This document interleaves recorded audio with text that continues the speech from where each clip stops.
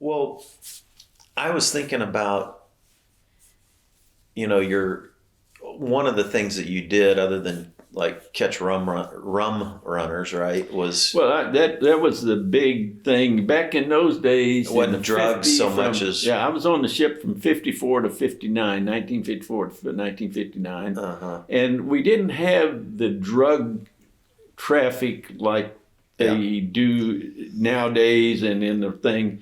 There was more rum runners that would run the rum up and bring it into the States without paying any taxes on it. Yeah.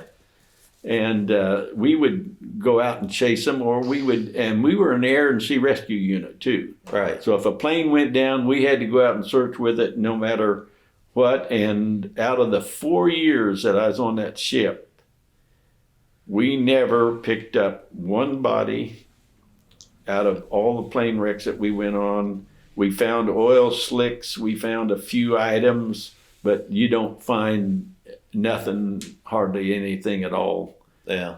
When a small just plane, like- and if there's anything else around, the sharks would take care of everything else. Right. And But you also went into hurricanes, right? when the Coast Guard at that time, Rescued. depending on, now we never did have a 5 or a 4 or something like that, but if you were we couldn't stay tied up at the dock. We had to go out to sea in case we were needed. But we usually stayed on the outskirts of it, trying to find, on the outskirts one way or the other. They'd send us up north if it was coming up, or else they'd send us down south if it was coming in. But a couple of times we got in probably into, we got distress calls from a shrimp boat one night. And we went to, and we couldn't understand them because they were Hispanic, and they couldn't speak English. But we heard their Mayday, and so we went in, and we had to go into the storm, which was probably 10 to 12-foot waves and stuff like that, that we were in, and it was pretty windy and everything else. And then we went out and we found them. But then you have to, once you find them, then you have to get we had a 9-inch hawser that was all rope, made out of hemp. And then it had a great big, huge metal eye in it where they could get it over and hook it on to one of their, and I can't use that word, what they called it, but it was back in the old days. You'd hook your hawser up to the boat that you were. The big eye, it was like an anvil, but it's got 2 pointed things on it, and you see them on a ship, and they're long, they're bolted to the deck. They got long things on them, and they either run sideways or they run back and forth. It's almost like you hook that eye over the top. It's almost like a set of horns. Yes, right. Yeah. But they had a word that we can't use. Yeah. Well, anyway. And so they ended up. But to get that over there, you had a rifle that had a rod that went down into the barrel, and it had a tip on it that looked like an iron round cone, like that. It was just ran like this. It was about 7 inches long, and it was a solid piece of metal with a round top on it there. And it was hooked to that metal rod. And hooked to that was a nylon cord that was fairly small, about, I don't know, maybe 1/4 of an inch or more. And it was hooked to the eye of the, tied to the eye of the hawser. And then you would go by, you had to, what you did was you'd circle the ship that was on, that you were going to try to rescue, because you would try to break down the waves so that you wouldn't be going like this with them trying to get that on there. But you still did do some of that. Right. And so the young man that was shooting the rifle to try to get the thing over there, and you can retrieve it. So, we got it back. And he missed 2 times. And finally, the old man, the captain of the ship, he said, Heron, he said, come here. He said, can you put that thing over there?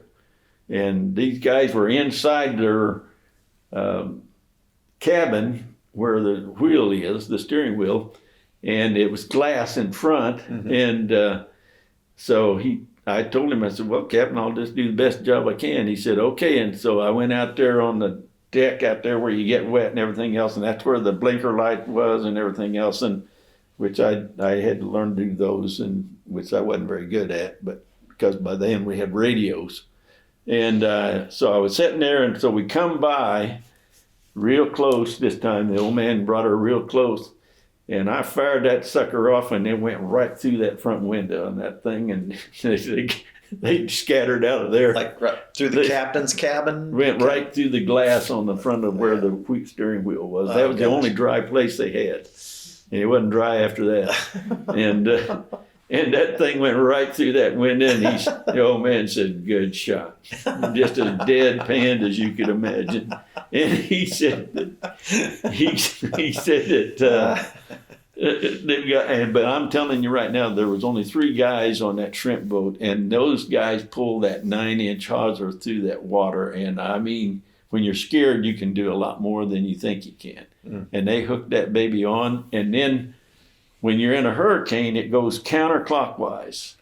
So what you do is you put the waves off of your port stern, and then that carries you, and then you go around, and that carries you out of the circle. I mean, out of the hurricane. Mm-hmm. And when you're like I told you one time before, when you're in the eye of the hurricane, the sun's shining, there's no wind, and it's clear. Mm. That's amazing. It's an amazing story. Mm. And then we towed them out and got them thinking. Yeah.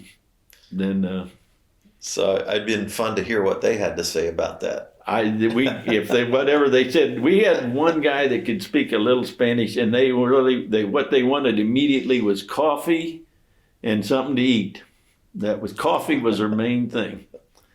And we did the same thing with another shrimpers that they lost their motor, and we had went out and rescued them in a light storm. It wasn't in a hurricane; it was in a light storm.